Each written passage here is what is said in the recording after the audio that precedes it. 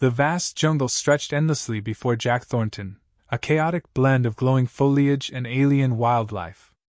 His ship, a twisted hunk of smoking metal, lay behind him, a grim reminder of how spectacularly his day had gone wrong. He wiped the sweat from his brow and adjusted the strap of his survival pack. "Great," he muttered. "Crash landed on a death planet. Classic Jack." The distant roar of some monstrous beast echoed, and Jack froze, clutching the only weapon he had, a multi-tool that doubled as a pathetic excuse for a knife. His onboard computer had mentioned the name of the place before the crash, Valira Prime. It was infamous for its deadly predators and the enigmatic Zavariax tribe. Rumors about the tribe lingered in the minds of spacers, 7-foot-tall warrior women with razor-sharp claws and a reputation for ruthlessness. They were said to capture and enslave anyone foolish enough to trespass. Jack hoped the stories were exaggerated, but luck had never been his strongest suit. A rustle in the dense undergrowth yanked him back to the present. His pulse quickened. Something, or someone, was watching him. "Okay, Jack," he whispered, backing slowly away. "If it's a predator, play dead. If it's aliens, beg for mercy. Got it?" "Got it." Before he could take another step, they emerged. Towering figures cloaked in iridescent tribal armor stepped into the clearing, each wielding weapons crafted from alien bone and metal. Their skin shimmered in hues of deep violet, and their eyes glowed faintly in the dim light. Leading them was the tallest, most imposing of them all. Her presence demanded attention. "Human," she said, her voice a low, commanding growl. "You trespass on sacred ground." Jack raised his hands, his multi-tool clattering to the ground. "Whoa, whoa! I'm just passing through." "Well, not passing through. More like crash landing through. Totally an accident." The leader studied him, her expression unreadable. Her golden eyes flickered to his ship's wreckage in the distance. She tilted her head, clearly unimpressed. "Do you fear us, human?" Jack hesitated, unsure how to answer. Fear was definitely coursing through his veins, but saying so might spell his doom. On the other hand, lying felt equally risky. He decided to go for honesty, a gamble, but what choice did he have? "Well, yeah," he said, forcing a nervous laugh. "You're giant alien warriors with weapons that could probably slice me in half. I'd have to be insane not to be scared."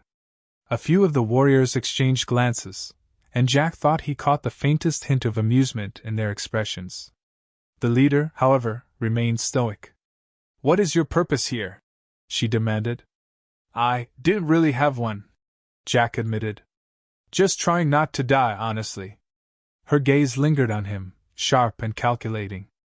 Then, to his surprise, she motioned for her warriors to lower their weapons. "This human is no threat," she declared. "Take him." "Wait, what?" Jack blurted, but it was too late. The warriors surrounded him, their movements swift and practiced. He barely had time to grab his pack before they lifted him off his feet as though he weighed nothing. As they carried him deeper into the jungle, Jack's mind raced. What did she mean by "take him"? Was he a prisoner? A trophy? Some sort of bizarre alien snack? The group moved with incredible speed, and soon they arrived at what could only be described as a massive encampment.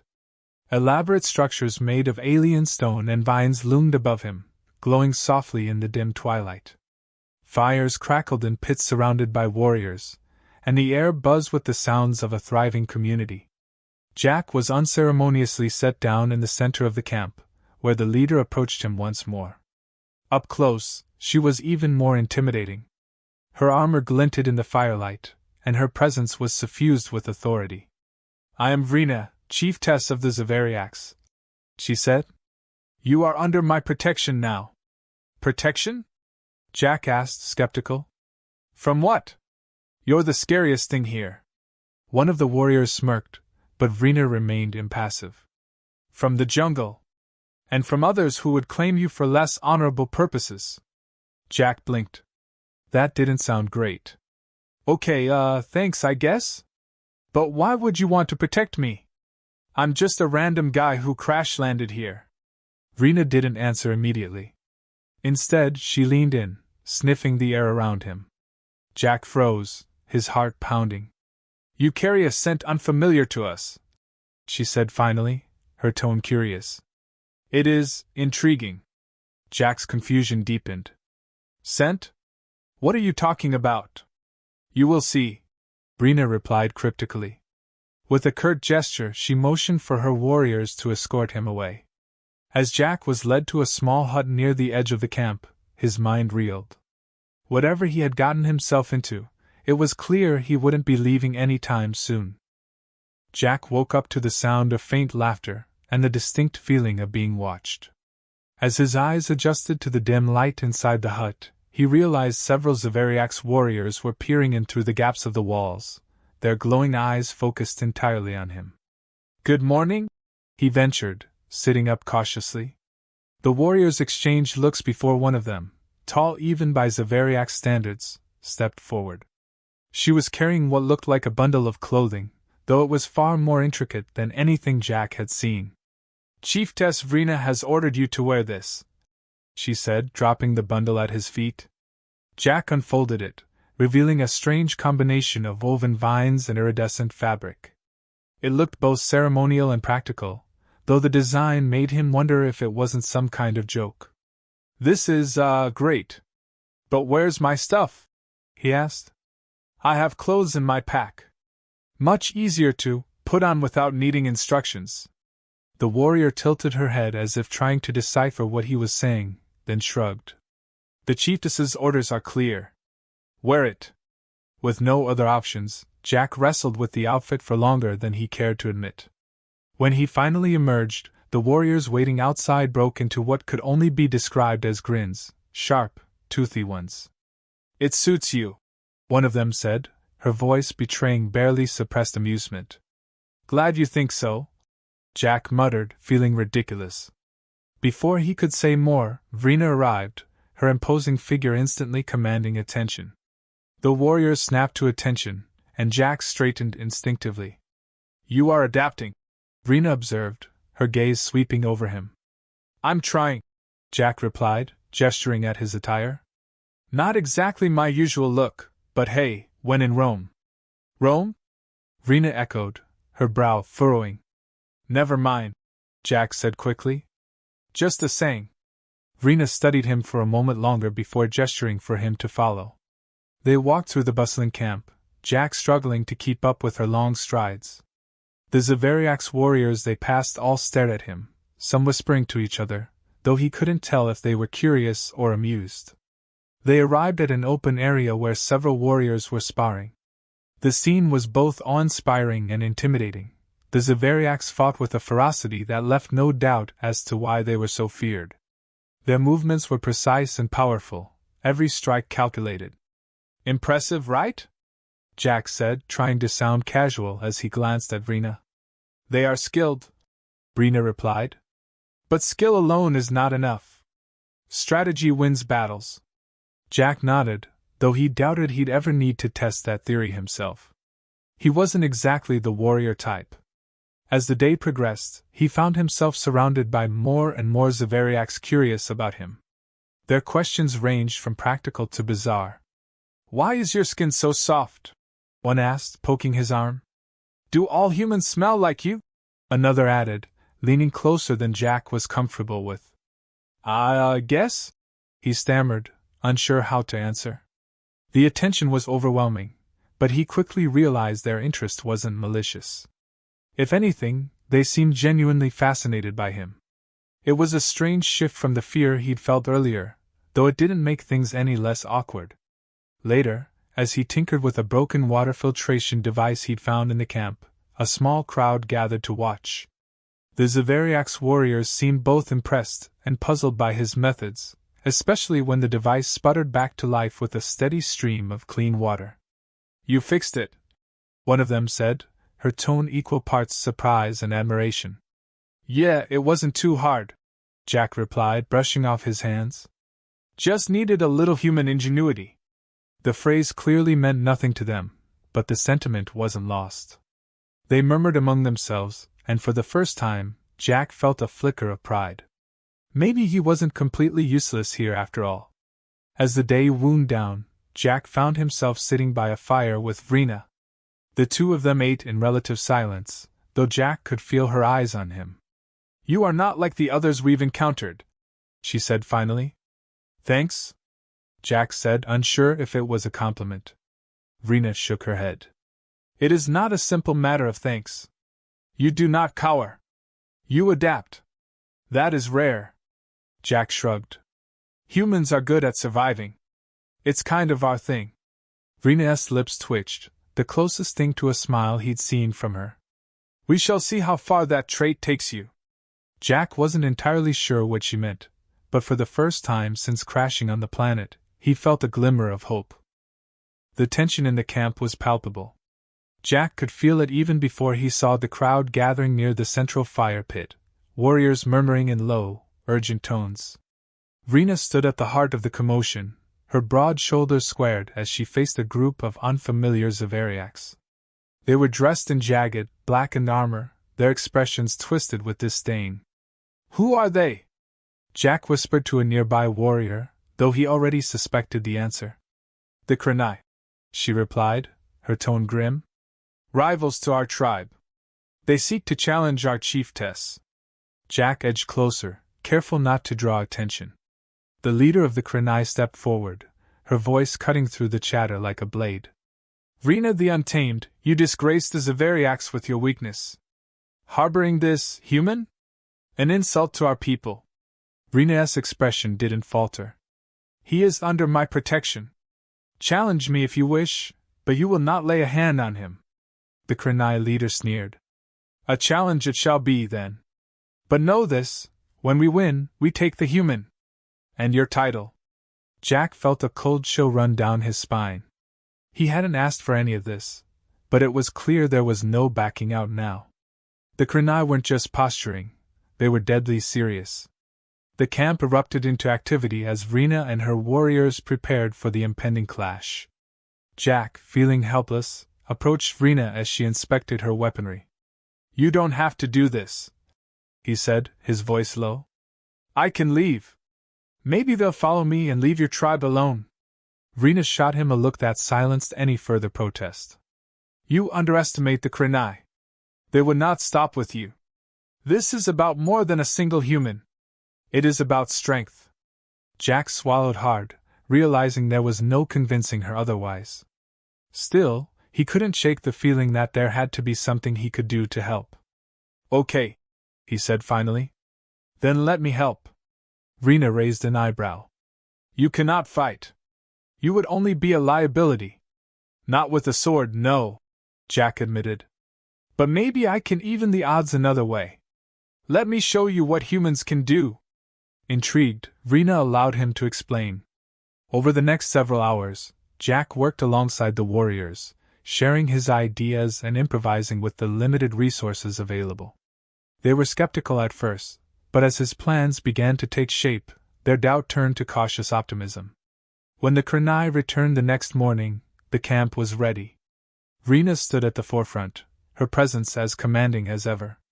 Behind her, Jack could see the traps and defenses they had painstakingly set up, each one designed to exploit the terrain and catch their enemies off guard. The Krenai wasted no time launching their attack. The initial clash was brutal, the sound of weapons meeting weapons ringing through the jungle. Vrina led her warriors with unmatched ferocity, her movements precise and devastating. But it was Jack's contributions that turned the tide. A hidden snare caught one of the Krenai off balance, sending her sprawling into a pit. A series of tripwires sent others tumbling into each other, creating chaos in their ranks. The Zavariac's warriors, emboldened by these small victories, pressed their advantage. Amid the chaos, Jack found himself face to face with one of the Krenai, a hulking figure who towered over him. He barely had time to react before she lunged, her weapon arcing toward him. Thinking fast, Jack grabbed a handful of sand and threw it into her eyes. She roared in frustration, giving him just enough time to duck and roll out of the way. "That was too close," he muttered, scrambling to his feet. By the time the dust settled, the Krenai had been driven back. Those who weren't captured or incapacitated retreated into the jungle, their defeat evident. As the Zavariak's warriors celebrated their victory, Vrina approached Jack. Her armor was battered, and a shallow cut ran along her cheek, but she seemed otherwise unscathed. "You fought well," she said, her tone carrying an uncharacteristic warmth. "I didn't fight," Jack corrected. "I just didn't die." Vrina allowed herself a small smile. "You did more than that. Without your ingenuity, we might have lost." Jack felt a surge of pride, though he quickly tried to downplay it. "Well, it's easy to look smart when everyone's expecting you to fail." Vrina shook her head. "You underestimate yourself, human. There is strength in you, even if you do not see it." For a moment they stood in silence, the sounds of the camp slowly returning to normal around them. Jack couldn't help but notice the way Vrina's gaze lingered on him, softer now than it had ever been. "Thank you," she said finally. Jack nodded, unsure how to respond. "Any time." The camp was quiet now, the aftermath of the battle leaving an air of uneasy calm. Fires crackled softly, casting flickering shadows on the warriors who sat in clusters, tending to their wounds and sharing quiet words. Jack sat near the edge of the camp, staring into the jungle. His body ached from the day's events, but his mind refused to rest. Footsteps approached, heavy yet deliberate. He didn't need to turn to know it was Vrina. She lowered herself onto the ground beside him, her presence commanding even in repose. "You are restless," she said, her voice softer than usual. Jack shrugged. "Hard to relax after a day like this." Vrina tilted her head, studying him. "You survived. That is no small feat." "Yeah, but barely," Jack replied, glancing at her. "You and your warriors did the real work. I just improvised." "That improvisation saved lives," Vrina countered. "Including mine." Jack fell silent, unsure how to respond. Compliments from Vrina were rare, and he wasn't sure he deserved them. "You are different from others we have encountered," she continued. "The Krenai would have broken most outsiders. Yet you remain. Survival instinct, I guess," Jack said with a weak smile. "Humans aren't exactly known for giving up easily." Vrina regarded him thoughtfully. "There is more to it than that. You adapt. You learn. That is why I chose to protect you." Jack frowned. "Chose? What do you mean?" "When we found you, I saw potential," Vrina explained. "But I also saw doubt. Fear. You have faced those fears and become stronger." Jack let her words sink in, unsure how to feel. He'd spent so much of his time here just trying to stay alive. It hadn't occurred to him that he might actually be changing. "Thanks, I guess," he said finally. Vrina leaned closer, her golden eyes locking onto his. "Do not thank me. Strength is earned, not given." Jack felt his cheeks flush under her intense gaze, and he quickly looked away. "So, what happens now? Am I part of the tribe or something?" Vrina's lips twitched in what might have been a smile. "You are not one of us. Not yet. But you are no longer just an outsider." "Great," Jack said, his tone teasing. "So I'm what? An honorary alien?" "You are under my protection," Vrina replied, her tone firm. "And that means much more than you realize." Jack nodded slowly, the weight of her words sinking in.